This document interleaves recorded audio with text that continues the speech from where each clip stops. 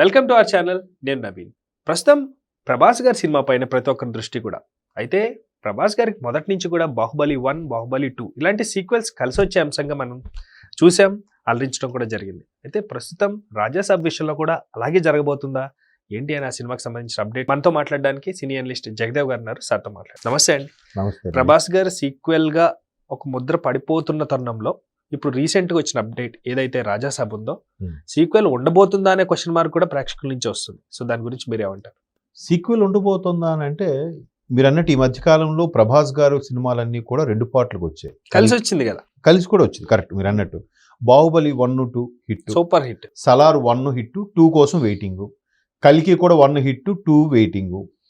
కాకపోతే ఈ మధ్యకాలంలో దర్శకులు యూజ్ చేస్తున్న కొత్త ట్రెండ్ ఏంటంటే సినిమాని ముగింపు పలకకుండా కొనసాగింపుగా వచ్చి చిన్న లీడ్ ఇచ్చి వదిలేస్తున్నారు. మేబీ అన్ని కుదిరితే, కథ కుదిరితే రాసుకుంటే మళ్ళీ అన్ని సెట్ అయితే సీక్వెల్ తీద్దాం, లేదంటే అక్కడికి అలా ఆపేయడం. ప్రాజెక్ట్ రెడీగా పెట్టుకుంటే రీసెంట్ గా టీవీలో కూడా కిష్కింద ఏదో సినిమా చూసాం. అక్కడ కూడా అంతా అయిపోయింది, వాడు దెయ్యాన్ని చంపేశారు అనుకుంటే దెయ్యం ఆడి తల్లి ఉంది ఇంకా అన్నట్టుగా ఏంటి క్వశ్చన్ మార్క్. పుష్ప కూడా అంతే కదా. పుష్ప 2 పెళ్లికి వెళ్తాడు, బిడ్డ తాలూకు పెళ్లికి, ఆ ఫ్లవర్ బొకేలో బాంబు. అంటే పుష్ప 3 ఉందా? వెంటనే టైటిల్ పుష్ప 3. నీవు కుదిరితే ఎప్పుడుకో, లేదా ప్రేక్షకులకు ఒక చిన్న అరే పుష్ప 3 కూడా ఉంటుందట్రా ఒక బజ్.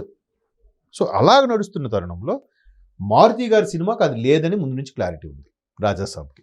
అండ్ మోర్ ఓవర్ అందరూ చెప్పేది ఏంటంటే ఈ మధ్యకాలంలో హైప్, బాగా మాసు, నరుక్కోడాలు, కొరుక్కోడాలు, తిట్టుకోడాలు ఇవి కాకుండా ప్రభాస్లో ఉండే కామెడీ టైమింగ్ కూడా ఒక జోనర్ చూపిద్దాం, దాంట్లో కూడా హీరో ఎలివేషన్ చూపిద్దాం అని మారుతి గారు ఎప్పటి నుంచో అన్న దాని ప్రభాస్ గ్రీన్ సిగ్నల్ ఇవ్వడం ప్రయోగమే కదండి ఇది. ప్రయోగం అన్నా కూడా కథ నిడివి అది వినకుండా ఆయన ఓకే చేయడుగా. సాహసము అని కాన్ఫిడెన్స్ ఏమో. అంటే ఆయనకున్న ఇమేజ్కి తగ్గట్టుగానే మారుతి గారు కూడా ప్లాన్ చేశాడు ఆయన. లేకపోతే మారుతి గారి దర్శకత్వంలో ప్రభాస్ పనిచేయడం, ఆ గెటప్ కూడా తెలుస్తుంది. ఈ మధ్యకాలంలో కొన్ని సినిమాల్లో ప్రభాస్ కొంచెం పాడైపోయాడు, ప్రభాస్ కళ్ళు తెలిసిపోతున్నాయి అని కొన్ని ఏజ్ అలాంటి కొన్ని విమర్శలు వచ్చాయి మీరు కొన్ని చూస్తే. బట్ ఎక్కడ ఇందులో చూసారు డిఫరెంట్ కనిపిస్తుంది. అది దర్శకుడు ప్రతిభ. అది కొంతమంది దర్శకులు సినిమాలో హీరోలు చాలా బాగా కనిపిస్తారు. మీరు మారుతి గారి సినిమా ఏ హీరో చూసుకోండి, నాని కానీ శర్వానంద్ కానీ, ఆయన ఎంత బాగా చూపిస్తాడు హీరోని. అలాగే ఎవరు చాలా బాగా చూపిస్తాడు. బృందావనంలో ఎన్టీఆర్ గారిని ఎలా చూపించాడు, అలాగే మహర్షిలో మహేష్ బాబుని కాలేజీ డేస్లో ఉండే లుక్. అంటే కొంతమందికి ఆ దర్శకులకు ఆ టాలెంట్ ఉంటుంది, హీరోని చాలా అద్భుతంగా చూపించగలగాలి, మెప్పించడం కాదు ఒప్పించేయడమే. అలాగా మారుతి గారు ప్రభాస్ని నిజంగా టైటిలే ప్రభాస్ రాజు ఆయన పేరు. టైటిల్ కూడా చూసారు ఎంత అట్రాక్టివ్గా ఉందో. కరెక్ట్గా ఆయనకి యాప్ట్గా ఉంది. ప్రేక్షకులు కూడా మా రాజాసాబ్, ప్రభాస్ రాజు కదా బేసిక్గా, రాజాసాబ్ అనొక ఇక్కడ నుంచి రాజాసాబ్ ప్రభాస్ అంటారేమో డార్లింగ్తో పాటు, రెబల్ స్టార్తో పాటు. సో ఇప్పుడు దానికి సంబంధించి ఎప్పుడైనా సరే హీరో ఎలివేషన్స్ అనేవి సరిగ్గా పడితే అండి సినిమా మీకు స్టోరీ ఎలా ఉన్నా ఎత్తుకెళ్ళిపోద్ది. ఎలా ఎత్తుకెళ్ళిపోద్ది అంటే ఎక్స్పెక్ట్ చేయని ఎలివేషన్ ఉండాలి అక్కడ. ఇప్పుడు జనరల్గా ఒక అమ్మాయిని ఏడిపిస్తుంటే హీరో వచ్చాడు అంటే అది కొన్ని వందల సినిమాలు చూసేసి నాకు బాగా గుర్తు. నేను చదువుకున్న రోజుల్లో కూడా చిరంజీవి గారి గట్రా వస్తే కరెక్ట్గా ఎలివేట్ కరెక్ట్ టైంకి వస్తే విజిల్స్ పడేవి. ఇప్పుడు అది అలవాటు అయిపోయింది. ఏడిపించడం, టీజింగ్ గ్యాంగ్ ని ఒక్కసారి దోబ్బని పడితే ఆవిడ అమ్మ వచ్చాడరా, అన్న వచ్చాడరా అన్నట్టుగా, బాస్ వచ్చాడరా. కాదు ఇప్పుడు అలా కాకుండా మనకి ట్రైలర్లో కూడా చూసారా, రండి రండి అంటే దెయ్యాన్ని ఆహ్వానిస్తుంటాడు. ఇదేందబ్బా నువ్వు దెయ్యాలు పిలుస్తుంటే నాకేమైనా పరిచయం, పరిగెట్టండి రా, కామెడీ యాక్సెప్టెన్స్. అంటే అక్కడ కూడా సీరియస్నెస్లో కామెడీ చేయడం. దట్టు మారుతి గారికి టైమింగ్, కామెడీ టైమింగ్ చాలా బాగా రాస్తాడు ఆయన. బలెబలె మగాడవే కానీ, ఆ బస్ స్టాప్ కానీ అవన్నీ చూస్తే చాలా క్యాచీగా ఉంటుంది. ఆ స్క్రీన్ ప్లే కూడా ఈ ఇద్దరు డైలాగ్స్తోని కెమిస్ట్రీ వర్కౌట్ అయితేనే పండుతుంది. అలాంటి డైలాగ్స్ ఉంటాయి. సో ప్రభాస్ గారికి ఆ సెకండ్ హాఫ్ ఎక్కువ పెట్టుకున్నారండి ఈసారి. అంటే జనరల్గా మ్యాక్సిమం అని ఎవరు యానిమల్ కూడా ఈ మధ్యకాలంలో 3 hours మూవీ ఏదో వచ్చింది. అప్పటికే సిజరంగ్ ఎవ్వగా 3 గంటలు సందీప్ రెడ్డి వంగాది. ఇప్పుడు దీనికి కూడా 3 గంటల పైన వస్తే title role, and title role తీసేస్తే 3 గంటల లోపే ఉందంట. 2 hours 50 సరే 3 hours 3 hours అనుకోండి, 2 hours 50 minutes మీరు అన్నట్టు పోనీ. సో బట్ సెకండ్ హాఫ్ ఎక్కువ ఉందంట. సెకండ్ హాఫ్లోనే అసలైన ఎలివేషన్ సీన్స్ అన్ని కూడా పడబోతున్నాయి. అంటే ప్రేక్షకుల్ని ఎల్లొద్దు ఉండండి అని కూర్చోబెట్టినట్టేనా? ఎగ్జాక్ట్లీ, ఒక రకమైన ఎంథ్యూజియాజం క్రియేట్ చేసి సెకండ్ హాఫే అసలైన సినిమా అని ముందుగానే లీడ్ ఇస్తున్నారని అంటే దానికి ఏ స్థాయిలో చూపించబోతుంది. తట్టు ఆయన పూర్వజన్మో లేదా గత జన్మలో గెటప్ ఒకటి చూపిస్తున్నారు, రాజా సాబ్ అని, ఆయన ఒక సింహాసనంలో కూర్చొని. సో దానికి ప్రస్తుతం ఉన్న హీరో క్యారెక్టర్కి ఏదో సింక్ చేయబోతున్నాడు ఆయన, లింక్ పెడుతూ సింక్ చేయబోతున్నాడు. అదే ఏంటి, ఈ మధ్యకాలంలో హర్రర్ ఒక ట్రెండ్ నడుస్తుంది, హర్రర్ కామెడీ అనేది. హర్రర్ కామెడీ కూడా పాన్ ఇండియా లెవెల్లో ప్రభాస్ లాంటి సూపర్ స్టార్తో చేయడం అనేది సాహసోపేతం నిర్ణయం అవ్వచ్చు, కానీ సబ్జెక్ట్ డెప్త్ లేకపోతే చేయడుగా ఆయన. మీరు నేను వెళ్ళి సార్ కథరాసం చేసేయండి చేసేస్తాడా? కాదు కదా.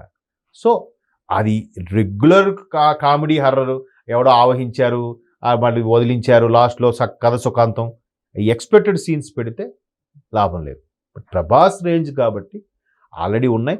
మెయిన్ సినిమా ప్లస్ రాజాసాబ్ ఎలివేషన్సే హైలైట్ అంట. ఆ ఎలివేషన్ అనేది సెకండ్ హాఫ్లో పడ్డాయి. జనరల్గా 3 గంటలు నిడివి అంటే 1:40 బ్రేక్ రావడం ఏదో ఉంటుంది, కానీ ఇక్కడ అలా కాదంట. 1:10 నిమిషాలుగా బ్రేక్ వచ్చి సెకండ్ హాఫ్ 1:40 ఉండబోతుందంట. అంటే అసలు సినిమా సెకండ్ హాఫే అంటే సినిమాను 3 భాగాలు చేస్తే ఒక భాగమే ఇంటర్వ్యూల ముందు, 2 భాగాలు ఇంటర్వ్యూల తర్వాత పెట్టాడు మారుతి. భాగం మేబీ దానికి ప్లాన్ చేసుకుంటారుగా. రేపు ఎలాగా 9న ఎప్పుడు రిలీజ్ అంటున్నారు, జనవరి 9. ఈ ఫస్ట్ వీక్, నెక్స్ట్ వీక్లోనే ఎప్పుడో భారీగా ఈవెంట్ ప్లాన్ చేస్తున్నారు.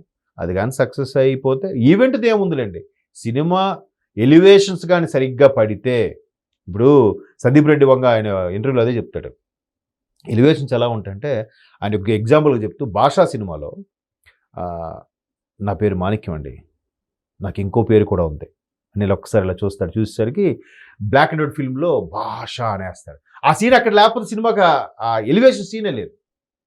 అలాగా ఎక్స్పెక్ట్ చేయని సీన్ ఏదైతే పెడితే ఎలివేషన్ అందకూడదు.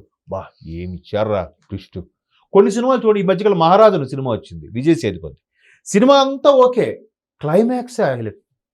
ఆ క్లైమాక్స్, ఓహో ఈడి పెంచుకుంటున్న బిడ్డ ఈడి బిడ్డ కాదా, విలన్ బిడ్డ ఇది, ఈడి బిడ్డ చనిపోయినా ఎంత ఆ ఒక్క ఎలిమెంట్తో సినిమా హిట్.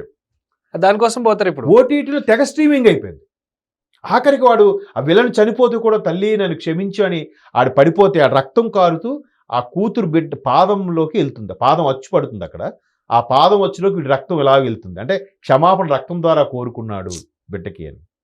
అంటే చిన్న క్లైమాక్సే సినిమాకి అది ఎక్కడికో తీసుకెళ్ళిపోయింది. సో అలాంటివి ఇక్కడ పెట్టే ప్లాన్ చేశాడు. పైగా మారుతి గారు గొప్పతనం, ఆయన మంచి ఆర్టిస్ట్ కూడా, అంటే బాపు గారు లాగే ఆర్ట్ వేసుకుని కూడా చూపించుకుంటాను. నేను ఒకసారి ఆయన ఆఫీస్కి వెళ్తే అక్కడ ఆయన స్వయంగా వేసుకున్న ఆయన బొమ్మ కూడా ఫ్రేమ్ కట్టించున్నాయి. ఆయన అబ్బా ఎంత మంచి ఆర్టిస్ట్ ఉన్నాడా అనిపించింది. అంటే ఏదైతే ఆర్టిస్ట్ గొప్పతనం ఏంటంటే తనకు ఒక ఊహాజనితమైన ఇది ఉంటుంది, అది క్రియేటివిటీ ఇక్కడ చూపించుకుంటాడు. సో అందుకే ఇప్పుడు ఆయన ఎక్కడ హింట్ ఇవ్వకుండా కంప్లీట్గా గ్రాఫికల్ వర్క్ మీద కూర్చున్నాడంట. రియల్గా ఉండాలి, పైగా గ్రాఫిక్ అని తెలియకూడదు, అంత బాగా చేయగలగాలి సీజీ వర్క్స్ అన్ని. బిగ్ రిలీఫ్ రాబోతుంది, గ్రాండ్గా ఈవెంట్ కూడా ప్లాన్ చేస్తున్నారు. Hope for the Rajasaab. Thank you అండి, thank you sir, thank you so much.